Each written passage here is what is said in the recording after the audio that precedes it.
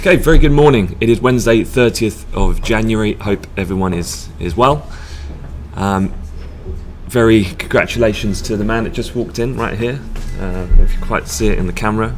Will DeLucy and Piers Curran, the founders of Amplify. We celebrated our 10th year anniversary last night, so I know there was a lot of old faces that came back over the years, and I'd just like to thank you all for coming from last night, those who did attend, and apologies if I didn't get around to talk to every single one of you, but you're always welcome to come back. You know where we are, the door's always open, so if you're ever in London, please do always remember to drop in. But yeah, getting cracking on, let's get into the briefing. And obviously there was a big Brexit event last night, so we've got a recap of what's the current status with that, how does that impact the pound going forward, and what's the next developments now for the Brexit timeline. We've also got Apple earnings, which came out last night, which did move the overall Nasdaq index future positively, and we'll look at why that happened, because that came despite a dramatic collapse in their revenues. And then we're going to have a look at the kind of risks going forward, predominantly from the basis that the trade situation, which undoubtedly is kind of the top of the pyramid of the most influential, I feel, kind of macro events for the week. And that's because the high-level talks now recommence between the US and China. So we'll have a look at that. Gold already this morning seeing a little bit of a positive move, and we'll look at that technically as well. Nice trend line of support potentially going forward. And then you've got the FOMC this evening. So as I've got here on my screen, I've got the full calendar of events. You'll remember I talked us through this on Monday, and Wednesday is the kind of sweet spot, if you like, of when most of the scheduled activity is due to happen. Excuse me. And so, as you can see here, the final thing to have a look at is you've got corporate earnings: Boeing, McDonald's, Alibaba, Facebook, Microsoft, Tesla, and for any German stock traders, you've had Siemens, one of the biggest companies in that domestic market, report this morning, and their earnings have been met negatively. Their shares second worst performer in the local index. They're down about 2%. Deutsche Bank, a bit of profit taking after that positive move on the was it the Qataris investment that was muted over the weekend. So yeah, DAX a little negative. Let's just go back to the broad charts. DAX a little softer this morning. On the contrary, though, if you look at here, my center chart is the Nasdaq future, which is sharply outperforming after what was quite a big jump that was seen, and the only reason for that is purely down to Apple's earnings. Their shares actually rose about 5% after market last night, so you can see here we're just kind of gravitating on toward that pivot level now where we sit at the moment, but you can see a good decent 40-point move already. Comparatively, the S&P on the center right here, very quiet, awaiting some of the other earnings to come later on, and basically flat at this point. Let's get stuck into some of the headlines, and we've got to start with Brexit, of course. And let me just talk you through exactly what happened last night. This is kind of headline: Theresa May wins backing to reopen Brexit deal as EU prepares to dig in. First of all, let's have a look at the market reaction. And you know, Sam and I popped back into the office last night. I guess it was about 8:30, something like that. We were having a look at the chart, and you know, the kind of chart picture tells much more than you would need to really go to the headlines, because obviously we had quite a decent fall and pullback in the price of the pound. I guess one of the surprising things for this morning, just looking in retrospect, is that I guess it's a little bit of Brexit fatigue, if you like. Actually, the move from last night was about 1 point, 100 pips, which actually is relatively contained. I'd say that's a pretty small move, all things considered, of what we've seen. It's kind of like what we had back in several years ago with Greece. It was kind of Greece at the beginning of the cycle, pre the first ever bailout. Every headline was moving markets substantially. But as weeks turned to months, and what happened there obviously turned into years, obviously the impact of just talking about Greece just got less and less and less to absolutely zero of what you have now. So not saying we've got to that point at all with Brexit, but I'm just quite surprised by, and it's kind of, I think, reflective of investors' kind of appetite now to just not really want to get involved in this kind of the legality, the complexity of trading these types of events. And it's kind of, there was a relatively, I think, contained move. But undoubtedly one to the downside. So why did it move to the downside? Well, let's have a talk through of what some of the actual amendments that went through and some that didn't, and for what reason then this means for going forwards. Theresa May promised to renegotiate the most contentious part of the Brexit deal after it was ripped up by Parliament. So this is again the most contentious part, talking of course about Northern Ireland. She will now head to Brussels to face a European Union that's already warned it wouldn't even consider her demands. So I'll get to this at the end, but I think it was EU's Tusk put out a comment immediately after the votes went through and said, we're not negotiating on the Irish border. It almost does feel like whilst we're going through this political infighting in Westminster, we have forgotten the fact that actually Europe does need to agree to this, of which they've been absolutely resolute so far, that's a non-negotiable point, of which has exactly been the sticking point for the last 12-18 months. So yeah, it kind of feels a little bit like swings and roundabouts. But going through this, let's just talk it through. So the House of Commons now have chosen essentially to send Theresa May with a mission to change that Irish backstop section of the withdrawal agreement. The PM has 2 weeks to make enough progress to basically bring all party members together and face Parliament again. So if you have already put in those Valentine reservations, I'm afraid you're going to disappoint your girlfriend or boyfriend, because it's Brexit vote again pretty much on that evening. So again, bit of can kicking to some respect, but there are some things which, you know, the explanation behind the pullback is that one of the main ones that we were looking at yesterday was the Labour politician Yvette Cooper, who was looking to kind of force power back into Parliament's hands in order to be able to delay Brexit, which has been one of the key reasons why the pound has kind of moved higher in recent weeks, and we've traded as high as nearly a 133 handle. That got defeated. So at the moment, the prospect of a no deal certainly is still alive, albeit I think ultimately will be averted, but obviously markets need to price in this type of thing.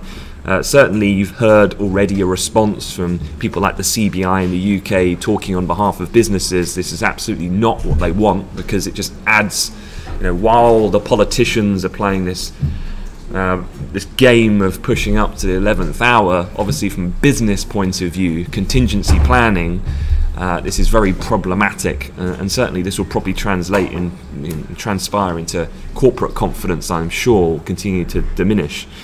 But of the other series of key votes, May won backing for the Conservative lawmaker Brady's plan to reopen the Brexit agreement and promised to demand legally binding changes to the so-called backstop. So that's the kind of May key one of what we're looking at.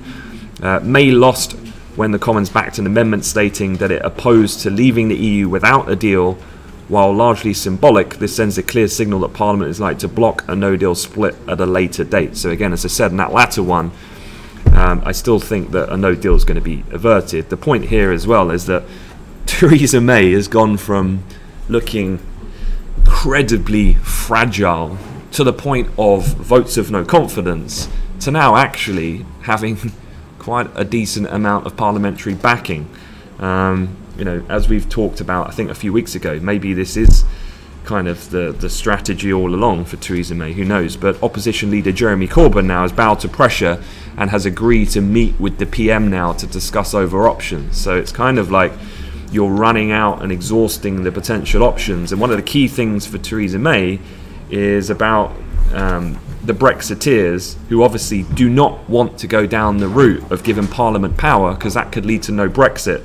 So the ERG have basically taken a bit of a U-turn, and they're kind of looking to back now the PM, and that's been aided overnight by news that a group of pro-EU members of her party, led by the former Education Secretary Nicky Morgan, have also signed up to most of the ERG's plan. That may have been the reason that Brexit supporters in Labour, who had previously been reluctant to back May, have also put some of their support behind her as well. So, yeah, quite a few things going on. Still a lot to play for, though, because obviously, as I said, Europe, Tusk, and of course Macron has also been out pretty clear that this is not open for renegotiation. So, on the flip side, though, there was a comment that the EU said they would consider a delay to Brexit. At this present point, it's still March 29th when we exit. They said taking into account the reasons for and the duration. So this is quite key about that conditional response to if they extend. It's got to be under certain rules. May has not ruled out an extension, but for now the PM's stance is she's sticking to the plan to leave on time. So absolutely, although I'd say the consensus belief is that this ultimately does need to go beyond that point, she obviously wants to keep a little bit of pressure on the negotiation itself, and I guess that makes sense that she's not going to buckle to that right at this point. So yeah, that's the status at the moment. So just going back to the pound, quite interesting getting a little bit of a pullback from the dip, and ultimately we remain pretty much where we were. I would say the reasons behind that and why the market isn't just collapsing and selling off, I guess, as ridiculous as it sounds, these politicians still have a couple of weeks to play with. And although they are playing with an entire nation's fate, both economically and you could argue socially, these are politicians we're talking about. So they've obviously got their own agendas, and if you're leveraging a position on that front, then you want to push things up till the last possible moment. That's when deals get done in this type of situation. So I think the market's fairly aware of that and fairly comfortable. And although I think the pullback last night, so this move that we did have, which was here, I think that's purely a byproduct of this pretty decent rise we've had in the pound and the prospect that no deal was going to be completely taken off the table. The fact that that hasn't, it's just a little bit of a repricing, but ultimately that I think still will get averted at the end. So net, we're back to pretty much where we were. And remember, we were looking at this longer term chart of cable yesterday, and we kind of had the rectangles marked up of the potential possible scenarios of where we could go based upon a lot of those big investment banks' calls. And credit to them, they were pretty right on the money. About a point move was what they were calling in either direction, and that's exactly what materialized in terms of the size of the move. A few other things here, just looking on the chart, that trend line on the downside, I think this was something Sam was looking at yesterday, and I guess that would come in if we got down to that point. Could be quite interesting on the 130 handle. So yeah, a few things to have a look out for, but if anything, I would say, as for now, I'd say macro-wise on an intraday basis, Brexit is kind of comes off the boil and gets superseded now by some other key issues, that being the China-US trade negotiations are probably taking top priority. You've got the FOMC this evening, and you've got corporate earnings coming out as well. So Brexit, if you like, is kind of taken off and will come back in about, I'd say, a week and a half. It will heat up again and it will rise back to the top of the pile of investors' attentions, and that will kind of saturate all the media focus as well. So yeah, maybe for today I wouldn't be expecting too much. I guess playing it technically is probably the better play. Couple of bank comments then. What are the main institutions saying about what's happened? Well, Goldman Sachs have come out with a research note overnight, and they've basically put some fresh numbers, and not that I would make trade decisions based on the back of what exactly that they're saying, but it definitely helps to add a layer of context to what is it that the bigger players in the market are thinking and advising their clients. And Goldman Sachs analysts have upped their no-deal Brexit probability to 15 from 10%. So like I've been saying, it's still a very low probability, but it has not been legally removed as yet. So it's still there as a tail risk. They cut the probability of Brexit not happening at all to 35 from 40%. So, I mean, GS is still pretty bullish that actually Brexit just doesn't happen. And I won't get into the various things that would need to happen. This has been a big discussion point for some time. Second referendum, new general election, so on. And they hold their estimated probability of a delayed Brexit, which I agree is probably still the most likelihood of an outcome of what's going to happen over the coming weeks into March, and they have that at 50%. And for me, that's the reason why the pound continues to trade up at a 131 type level for the moment. Deutsche Bank, they've also come out.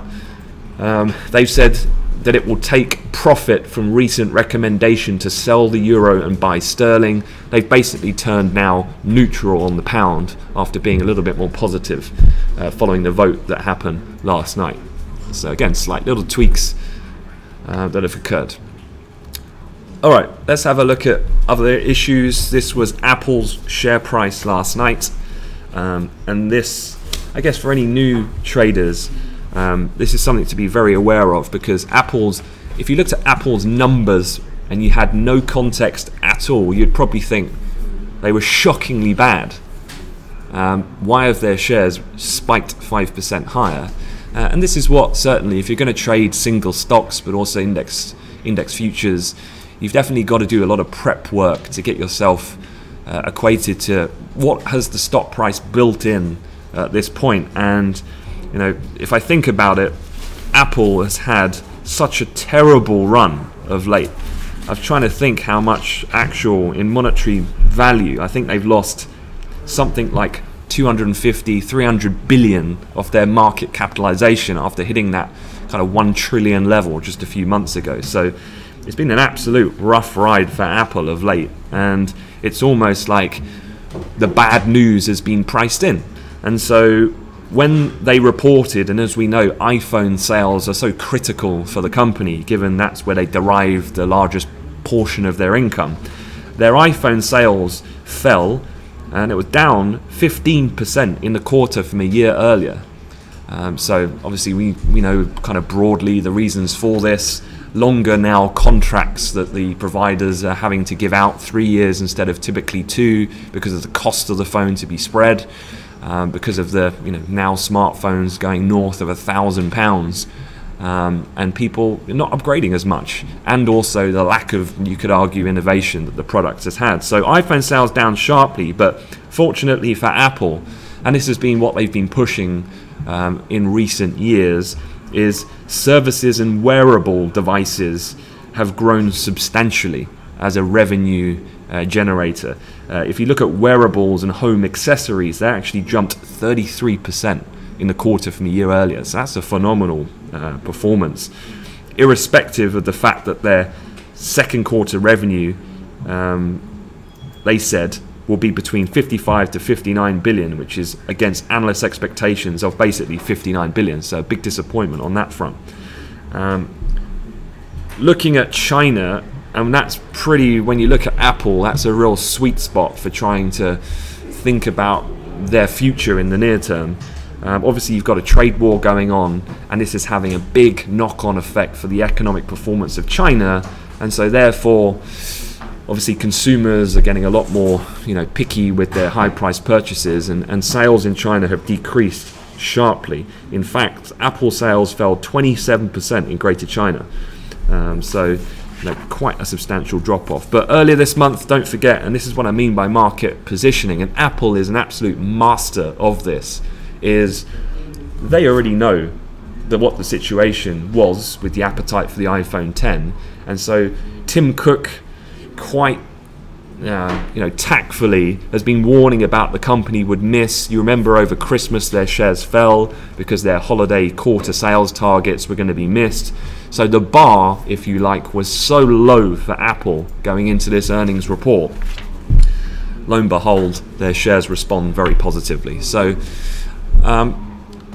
does this change? Remember, you've got Microsoft, Facebook, Amazon, Alibaba. You've got loads of these really big tech-focused names still coming out both today and the rest of the week. Are they all going to follow a similar thing? Well, I'd say Apple's a bit unique. They have had such a bad period, and Tim Cook, as I said, has quite managed the situation in order to garner this type of response. I don't think this is going to be the same reaction that we can expect for everything. So I'm still quite interested to watch these tech names as they come out.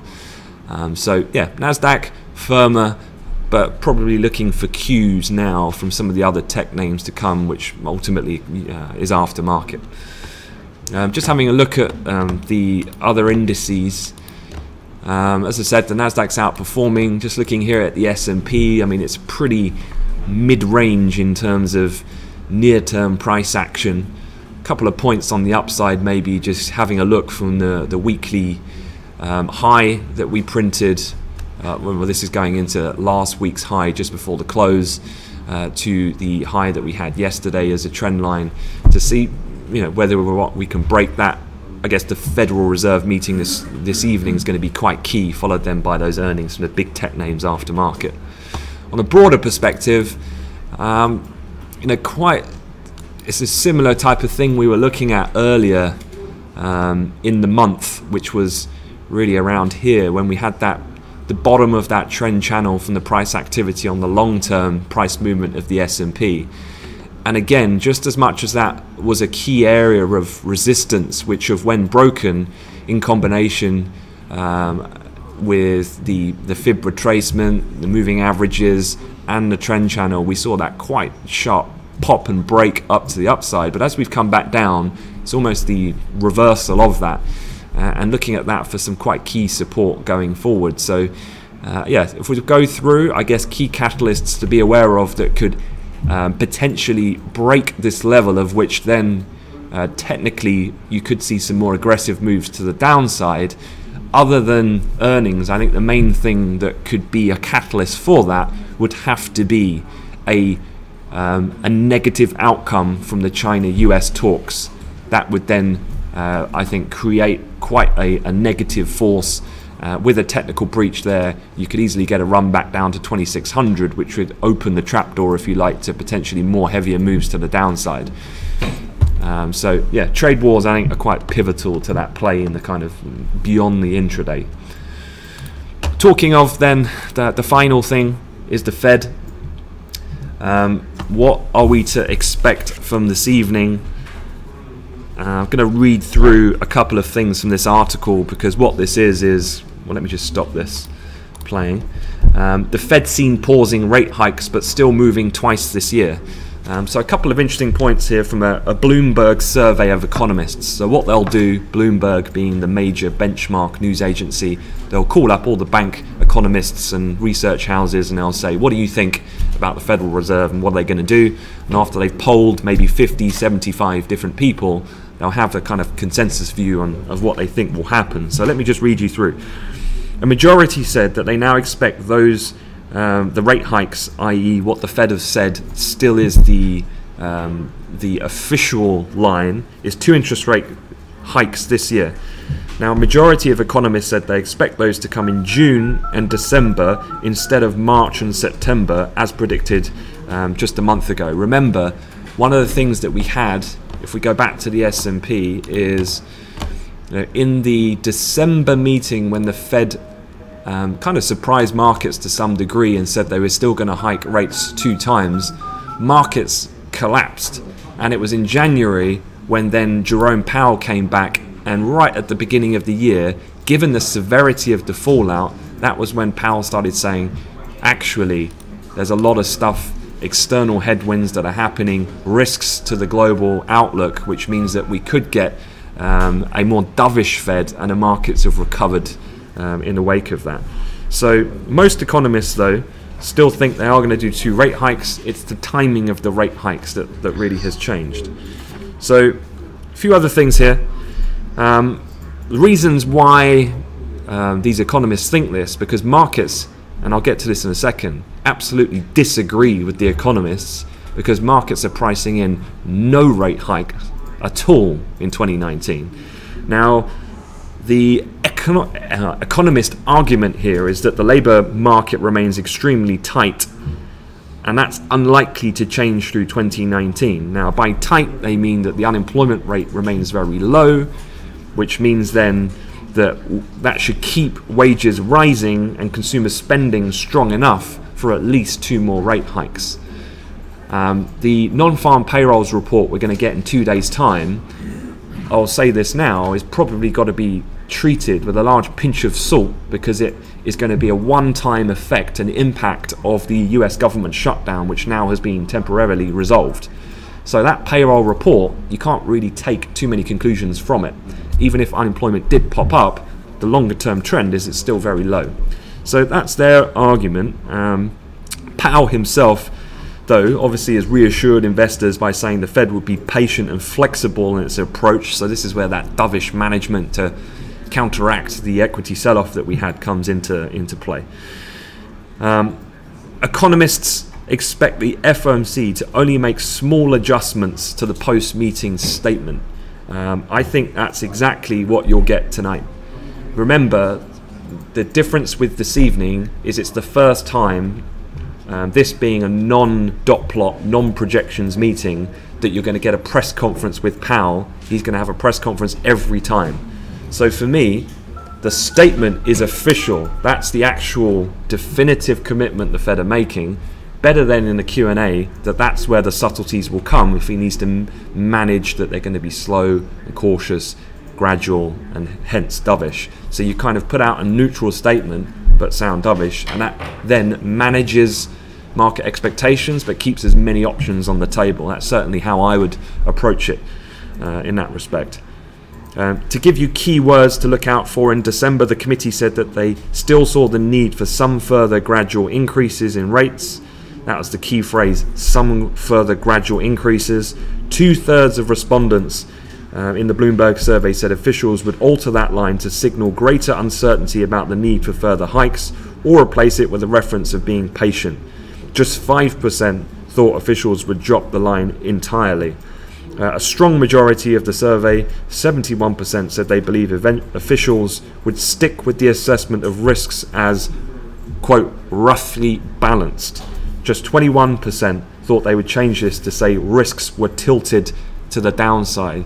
And again, I know it sounds very subtle, very small, these word changes. This is what you're trading when you're trading a monetary policy event. So again, just to go over, this is the view that the Fed has on the global economy at the moment, that currently the assessment of risks is defined as roughly balanced. It could change to tilted to the downside. That would be a big dovish move, which would be equity positive, dollar negative if that were to occur, but I think that's probably an unlikely outcome for them to be that drastic. Remember, the equity market has already recovered and market stability has returned after that Christmas volatility. So yeah, hopefully that kind of just sums it up a little bit. Couple of final points here is about the actual balance sheet. That's going to be the other key thing here. This is the idea about the Fed, as well as hiking interest rates, which they've been doing as part of a cycle. They're also winding down the balance sheet by letting bonds mature as part of their quantitative tightening process. That explicit wording around that could be quite key. Economists have also showed they mostly sided with the Fed on the impact of the central bank's ongoing balance sheet reduction, though officials eventually signaled an openness to altering the runoff if their hand were forced. Powell made it clear he didn't think that would be the case when he spoke at the beginning of the year. And about 85% of economists have agreed with that to remain kind of the status quo for the moment. So yeah, the Fed tonight, definitely to be monitored. Potentially could be a tradable event for sure. Is it going to be absolutely groundbreaking? I'd say probably not. I think we're kind of on board of where the Fed is at the moment, in that March is going to be more interesting in terms of their projections, if there is going to be any definitive official change. And I would expect Powell in the press conference this evening to sound, as he has been and other Fed officials, relatively on the dovish side. Whether or not you'll get much of a response out of equities, I think a lot of that's been priced in. Okay, finally then, just having a quick look at gold. as a level. I know Sam was marking up this morning, and I guess it's I guess we could stretch this out almost with this trend line going further forward than even what's on my chart here. But gold certainly has been on the ascent. Obviously the big risk here in the coming days is predominantly led by the outcome of the China-US trade talks. Remember, these are happening today, they'll go on tomorrow. The likelihood is it's going to be those statements of the end and the depth of the clarity of the commitments in their official statements from both sides at the end of this week that's really going to be important. So might not get too much today. Certainly it will pick up pace Thursday, and then Friday will be key, but I think it makes sense for the general broader risks. You've got a technical break of the year-to-date high, and that's obviously helped as a bit of a platform now for gold, which is also the psychological 1300 level. I'm looking at the futures chart here, and we've managed to just continue to punch higher. Obviously Brexit's unresolved, and the Fed, if anything, might continue that dovish line. So yeah, on the upside, I think there's still a little bit of way to go for gold. I guess the next nearest point of interest around 26, that would be going back to the 11th of May high, and obviously it gets a lot more interesting as we get further up. If we were to get to that point, again, you would need probably a big breakdown in those trade negotiations, some quite inflammatory tweets out of Trump coming at the end of the week, and then you could quickly see gold back up at those levels around 1350 if that were the case, and it triggered a decent equity sell-off. That would need to occur for that to happen. All right, finally, earnings. I did briefly mention this.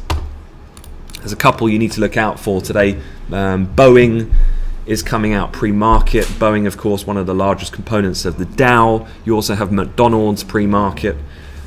And then you've got a couple of other slightly larger names coming out, so I'll post those into the chat room so you've got them all to hand. And then just finally looking at the calendar of what else is to come. This is the calendar for today. Just checking, I don't think you've actually had any of the German state CPIs so far this morning, so given that fact, it might be the case that they've been rescheduled, because typically they would already be out by this time. Other than that, other things that you've got: UK mortgage approvals, mortgage lending. I was reading those some articles, I'm sure you've done the same this morning. If you've got £100 million going spare, you can get a good snip in the prime real estate market at the moment.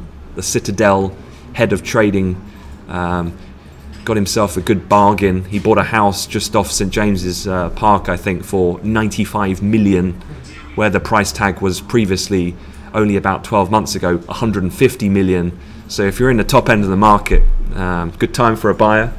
But mortgage approvals, how important is this really, in all honesty, for us trading at the moment and looking at markets intraday? Very little. I would not be looking for this data to be impactful from that point of view. For the new guys, just to be clear, you get a little batch of what looks important but is not market moving data, business climate, economic, industrial service sentiment, and so on. This is lower tiered data, something to be aware of, keep an ear out on the squawk, but it's very unlikely to be DAX, Bund, Euro market moving, going off historical precedents. Into the afternoon, ADP employment change. So this is the first kind of run up then to see what was the situation and impact potentially of the government shutdown. This is the private payrolls reading as the precursor then for the labour report we'll get on Friday. And as you can see, you've got lots of asterisks here about the US data. I'm pretty sure I read yesterday that GDP is being delayed. I'm not sure if it was delayed to today or it has now been delayed, but we'll confirm later. Obviously still catching up given the shutdown. And then you've got the oil inventory data later on this afternoon, so we'll run through that in more detail a bit later on. Okay, that is it. Not going to talk anymore. Going to let you guys get on. Any questions on the more technical side of things, remember in the chat room Sam has got his eye on there. Ask him any questions that you might have. Otherwise, I wish you a good session ahead. Thanks very much.